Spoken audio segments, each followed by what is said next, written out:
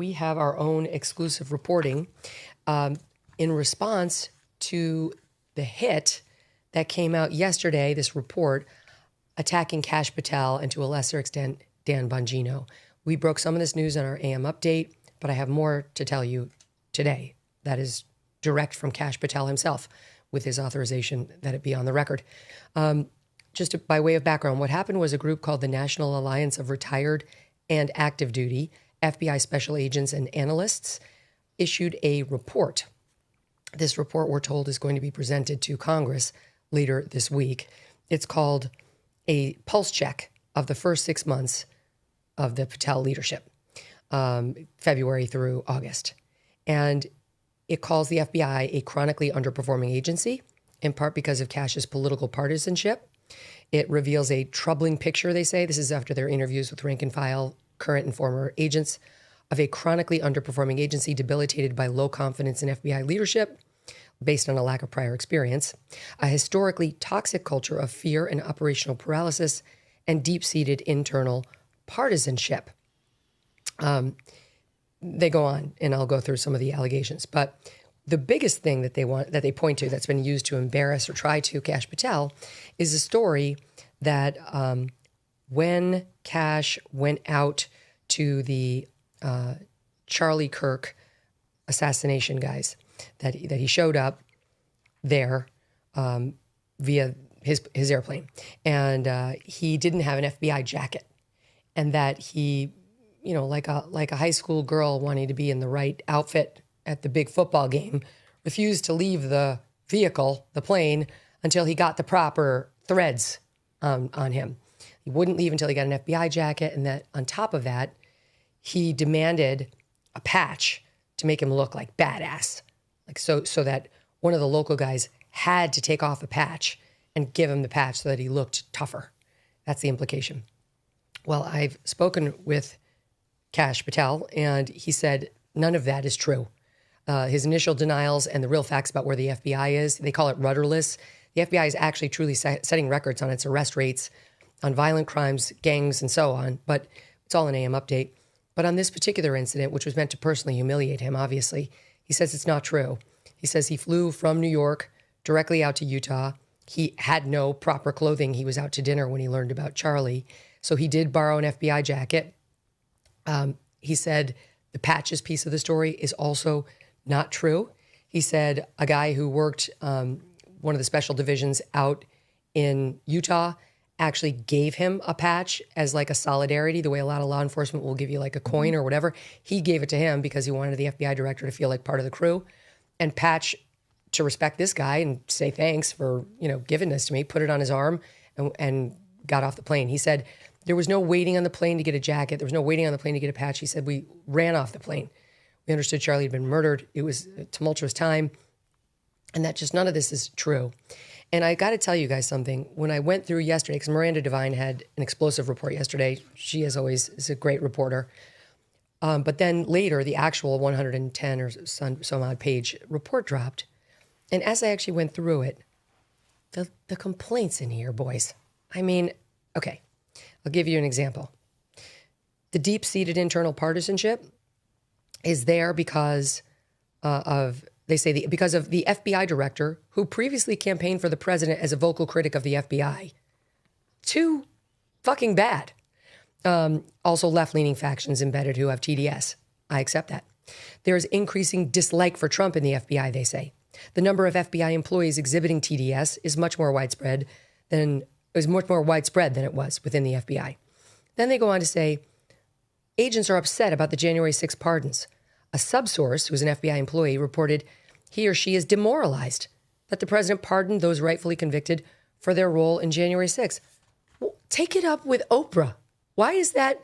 Why does Kash Patel have to run around talking to an individual? This is a one-person complaint from the sound of it. They go on to say, Patel is allegedly paralyzed. FBI personnel, predominantly those members of FBI management, are afraid of losing their jobs. They are making operational decisions based on that fear. Some FBI managers are waiting for the FBI director to tell them specifically what to do. And they're not doing anything because they're waiting on those directions. This reads like a struggle session that you would have it like a self-help weekend away.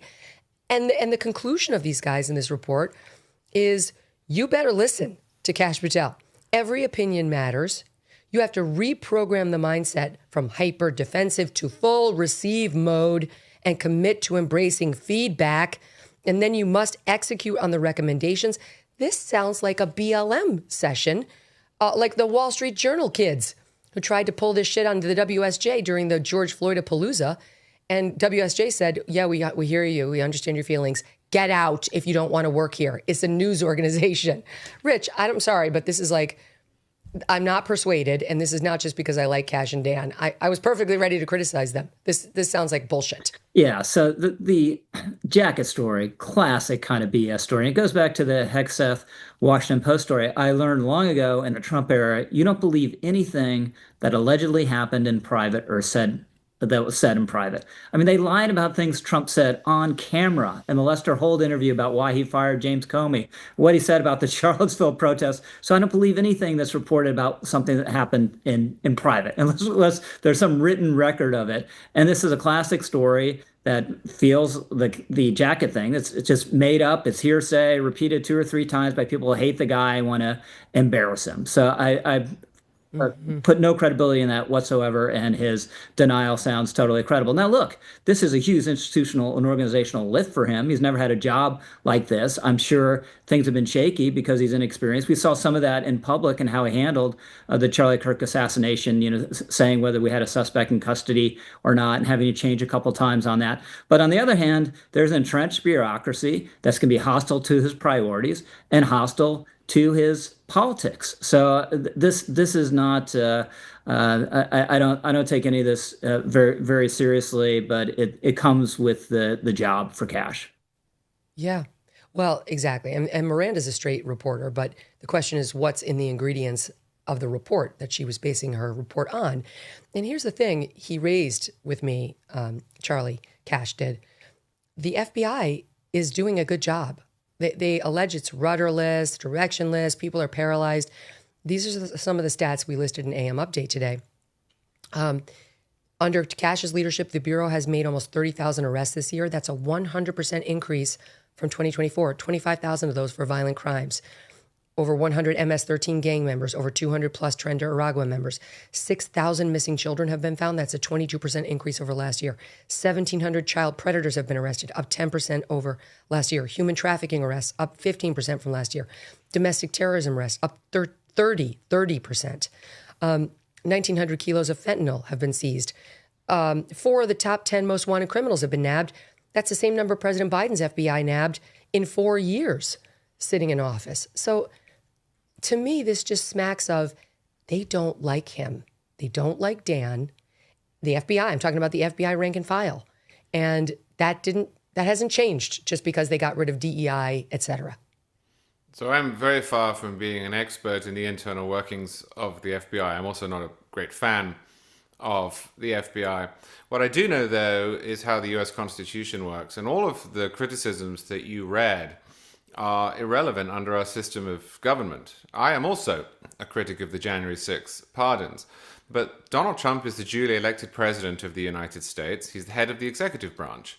And if you cannot, as an FBI agent or any other agent of the federal government, work for the president, then you have to resign. Likewise, Donald Trump chose Kash Patel to be in that role as the head of that agency. If you don't like him, then you have to leave. If you look back to the beginning of this republic, the idea that people would stay on between presidencies was absurd. Now, over time, we've developed this professional bureaucracy. There are good sides to that. There are bad sides to that. But the deal is that as a government employee, you work for the president until you can't. So if you've been in the FBI or any other agency in the last 15 years, you've worked under Barack Obama and Donald Trump and Joe Biden, and now Donald Trump again. Those are very different people. They've done very different things. Half the country likes one of those guys. The other half does not. So I think unless there is a lot more to the report, I think the answer to that is nobody cares. The notion that the military in particular, but police forces ought to be subordinate to the civil power as one of the core elements in America. So, I don't know if you need to go see Oprah, but if you're upset with your leadership, then suck it up, because that is how our democracy works, and you wouldn't want it any other way. It's very strange, Rich, to read this from a FBI agents. Like you have to receive the information. You have to do something about it. Make them feel seen and heard. Oh my God. I mean, like if I heard this from my staff, I'd be like, you need to go work for somebody else. I'm not the make you feel seen and heard kind of person. Yeah, you want the FBI guys to be guys with crew cuts that take orders and go take down bad guys and don't spend their time backbiting and whining, which is what this report sounds like. Ever read the label on a typical bag of chips? It's often a science experiment of seed oils, MSG, artificial dyes, and mystery ingredients. Masa is part of the growing movement to bring back real food. Masa chips contain just 3 ingredients: organic corn, sea salt, and 100% grass-fed beef tallow. Not only do these chips avoid the bad stuff, they also taste delicious too. Snacking on Masa chips is nothing like eating regular chips. With Masa, you feel satisfied, light, and energetic with no crash and no bloat. And if you love Masa, then you will love Vandy Crisps. Vandy, which is Masa's sister company, makes the most delicious 3-ingredient potato chips too. Ready to give Masa or Vandy a try? Use code MK for 25% off your first order at masachips.com or vandycrisps.com, or simply click the link in the video description or scan the QR code to claim this delicious offer. Don't feel like ordering online? Masa and Vandy are now available nationwide at your local Sprouts supermarket. Stop by and pick a couple of bags up before they're all gone. Thanks so much for watching. If you like what you just saw, hit the subscribe button for more clips and full episodes.